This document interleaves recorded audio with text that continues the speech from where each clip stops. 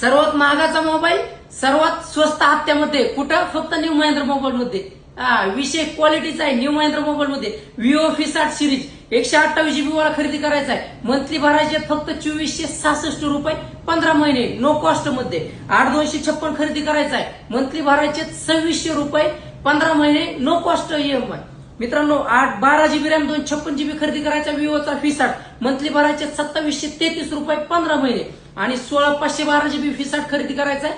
Monthly भरायचे फक्त 3066 रुपये तेही 15 महिने नो कॉस्ट.